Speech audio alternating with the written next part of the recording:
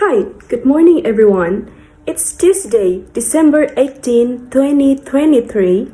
It's Berlianti Julia Esa has a news report today. Iceland sex trade ban. No woman for sale. Gender equality means that no woman is for sale. Iceland has taken this premise seriously by effectively banning the entire sex trade. No strip clubs, no pornography, and no prostitution.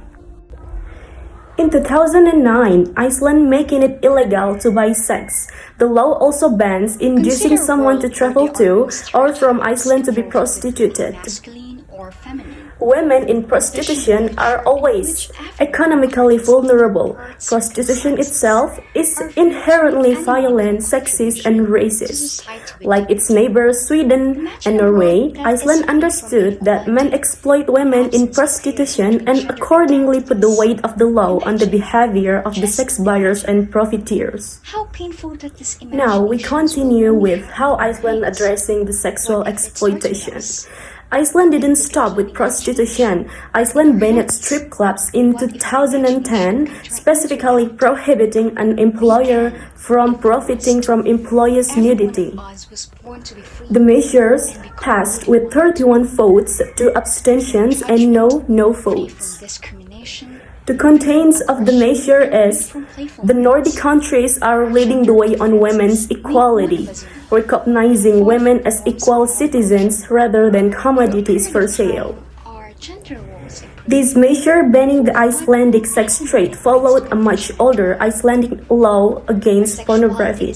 Producing, importing, or disseminating pornography is illegal in Iceland, presumably regardless of whether the pornography is online or not.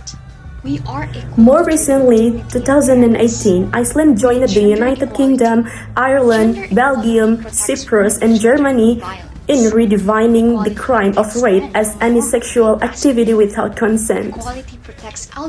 The challenges of gender equality in Iceland. First policy in the world about equal pay for men and women. In most countries, men and women doing the same work earn different amounts. This discrimination is popularly known as the gender pay gap.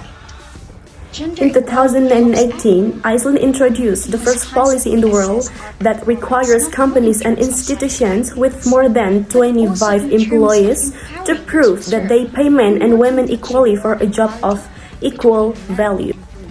The policy is implemented through a job evaluation tool called the Equal Wage Management Standard. If companies show they pay equally for the same positions, they receive certification. Beginning in 2020, certification became a requirement and companies without certification incur a daily fine. Shift the burden of proof to the employer. Usually, the employee must present evidence of inequality in the workplace. But under Iceland systems, the employer is responsible for evidence that employees are paid fairly. Transparent pay systems. Iceland has made transparency mandatory by requiring organizations to create a traceable pay systems. Employers now have the right to ask the employer to inform them of the wages and terms under which they are employed. Thus, employers cannot demand that employees enter into a wage agreement that includes a provision not to reveal their contents. Such provisions are unlawful and therefore have no validity, shifting the burden of proof from employee to employer and forcing companies to develop or rethink their job evaluation systems. This underlines the importance of the systems. A pay raise or promotion depends on a redefined and mutually agreed criteria as opposed to a manager's mood or personal preference, recognition, or an employee's negotiation skills or vocalness about accomplishment. Good day, viewers. I hope everyone is alright. I hope everyone is healthy. My name is Ayu Indah Sari. I'm your news anchor for today. Today we're going to talk about gender equality. I mean, like how it affects people's lives, or specifically how it affects the Iceland people's life. Let's start. Okay, so what is a Woman's Day Off? So in October 24th, 1975, marks the highlight of how critical the work of women in Icelandic society, because women walked out of their homes and their workplaces, and in regards to the dissatisfactions of gender inequality that women received at the time. And this moment led the passing of a Gender Equality Act in 1976. Approximate 25 citizens, including men, took part in this demonstration, which taken form in Women's Day Off or Women's Strikes. In the past, women in Iceland tend to work with much lower wages than men. Due to Women's Days Off in 1980s, Iceland became the first nation to dramatically elect a woman as a head of state, or we call it president. Her name is Vigdis Finnbogadóttir. Of course, this result leads to women to have equal pay as men. In 2008, Iceland Parliament passed an updated equal pay with the same propositions for gender pay parity. In 2012, the equal pay standard came into effect in Iceland. According to the standard, employers must classify job according to the role itself, not based on characteristics like origin, gender, or race.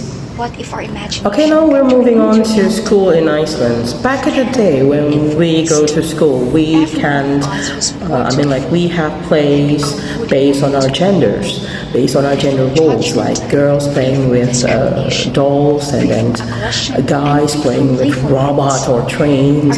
But now, how do kids learn about gender equality in Iceland? Well, Iceland is constantly ranked first in the world of gender equality. This can be seen from one of the nursery schools in Iceland, where a teacher named Holly counseled the stereotypical gender roles and behavior. While boys and girls are separated for most of the day, and they actively compensate for their gender by practicing behavior usually associated with the other gender.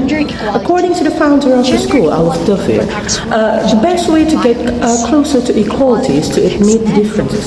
All of daughters state that girls' sensitivity and caring natures can turn into self-pity and victimhood, while boys' strength and power can become aggression or even violence.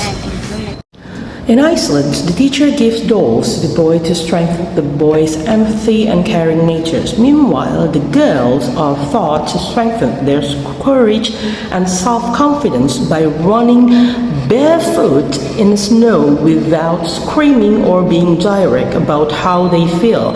This can destroy the gender stereotypes, which allow children to act more freely. When speaking on the topic of fairy tales, usually girls were clear that if it is helpless princess, that the roles will be given to girls, and the gallant knight usually for boys. It is clear that Olaf's daughter wants these traditional roles to go away. Olaf's daughter said that some girls stated that if they were princesses and the dragon was there, they will find a way out themselves. This statement marks the fact that nowadays girls can also save themselves instead of waiting for someone to help them. So how about it? Do you want to go to Iceland? It will be good to you. That's the end of our news today. I'm Ayu Indah Sari. Over and out. Bye-bye.